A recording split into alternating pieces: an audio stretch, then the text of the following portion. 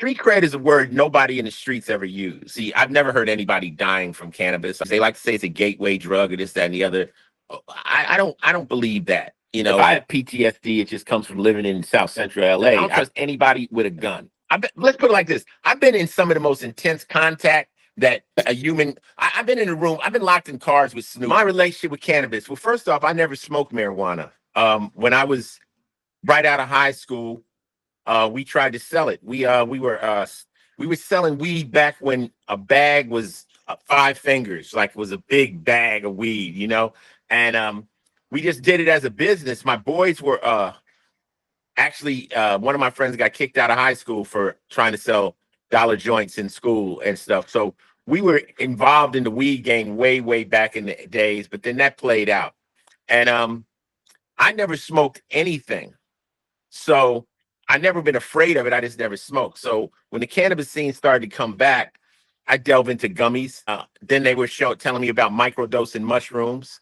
And I was like, all right. So, you know, I wasn't afraid of it. But at the end of the day, I knew that it was a great business opportunity when that time made it, you know, clear to me that this was a new wave and it was something I wanted to get involved in. Never smoked. I'm an orphan. I don't have any mother, father, sisters, brothers, uncles.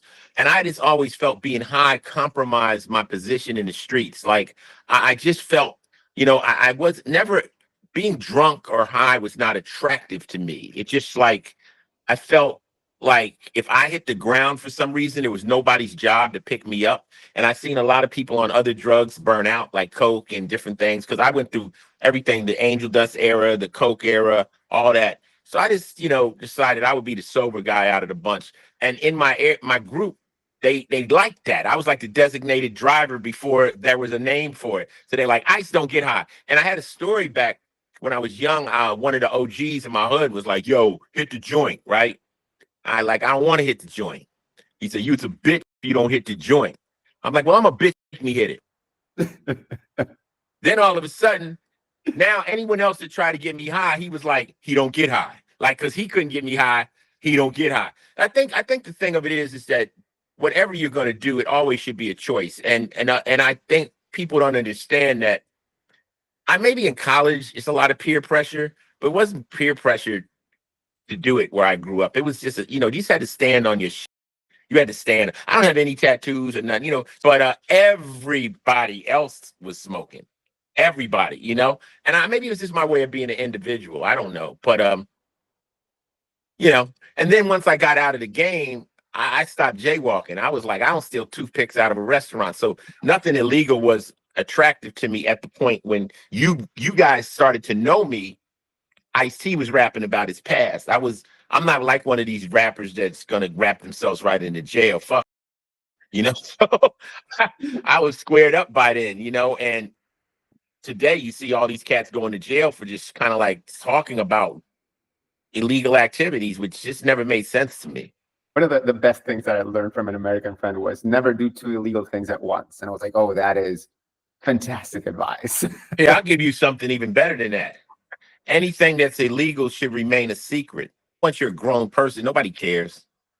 Nobody cares. I think the good thing about it is not taboo anymore. I think a lot of people who were smoking like covertly now can come out and smoke and no one can judge them. I think it has to do with the illegality of it more. If you're a mother and you got kids, but you want to smoke weed, how do you smoke weed when it's illegal and tell your kids right from wrong? You see what I'm saying? It's a dilemma right there. But now that it's legal, I think more people are engaged in it. But I never felt peer pressure to do drugs. Now, if smoking cigarettes makes you look cool or drinking alcohol makes you look cool, then you got a problem because you obviously ain't cool. So you're doing something else to make you, putting tattoos on you makes you look cool.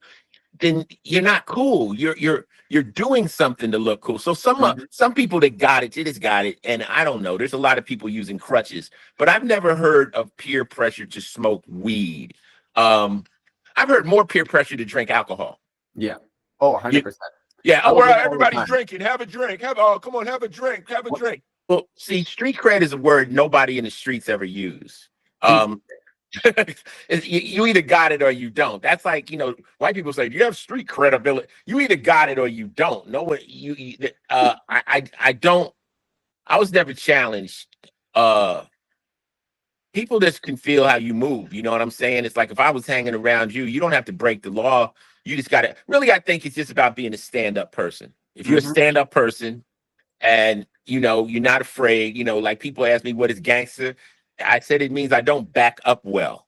Like I'm cool, but when you start issuing me ultimatums, then I don't really rock with that.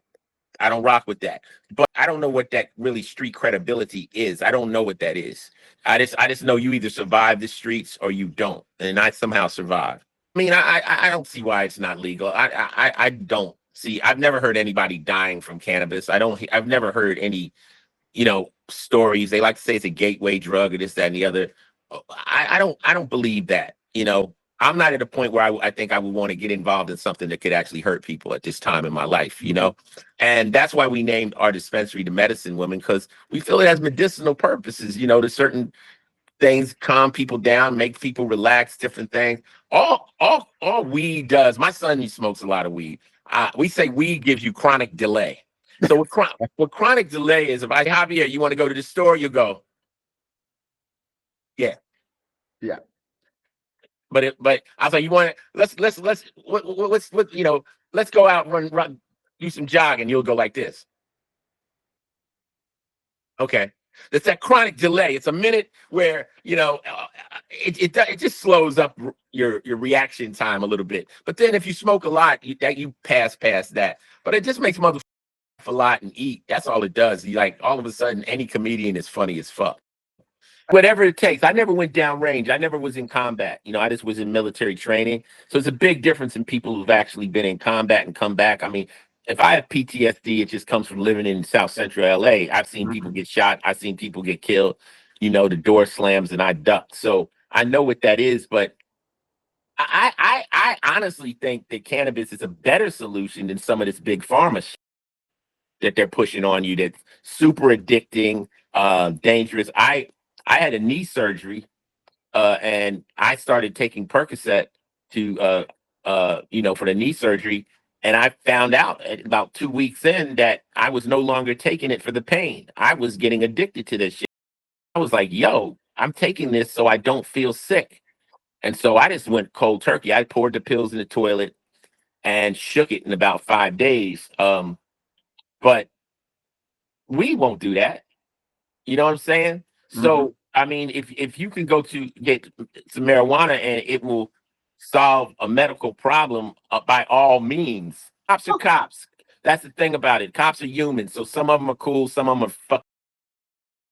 So they're human beings. So you never know. Some of them are like, oh, Ice, you make us look good. Some of us are like, well, you get paid for one episode more than we make in a year. So fuck, so you're acting like us, So I don't trust, let's put it like this. I don't trust anybody with a gun. Yeah. So I mean, playing a cop, I understand how they operate and this, that, and the third, but no, I'm not, I'm like Chris Rock. Chris Rock says, I'm famous from about 10 feet away in good light. Up to that, I'm just another nigga and they will shoot me. See, one thing about the cops don't make the laws. So cops just enforce the law. So you can't get mad at the cop for enforcing the law. If coke became legal tomorrow, nobody's going to jail for coke. Cops got chips on their shoulder for other reasons, like maybe they're just racist, or maybe they're not getting any, maybe they're just jealous of your car or whatever. They got chips for other reasons. But as far as drugs, they just follow what's illegal.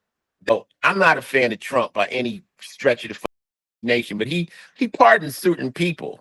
He's very interesting the way he operates. Like he does some pardon somebody, like but I think that if the federal government decided they was just gonna like say, yo, cannabis is legal on a federal level, then they could pardon everybody in jail on a weed charge. They could pardon them. Now, I think the state governors can pardon people too. So they should be letting them. If you're in jail for weed and it's not a violent offense, a lot of times you got caught and you shot it out or something, you got a little extra on it. but just simple weed convictions should be all pardoned. Like yesterday. I don't really know if the federal government making weed legal in the United States is a great thing, because then you have what's called federal oversight, and that always ends up fucked.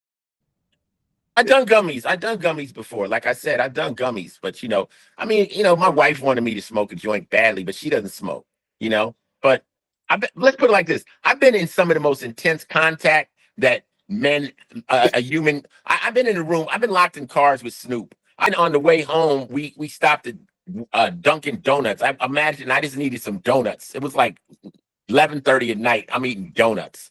So I've been high off weed. I'm just, it's not. I would definitely, I smoke weed. Somebody pressured me to, but it's just never been something I've been into.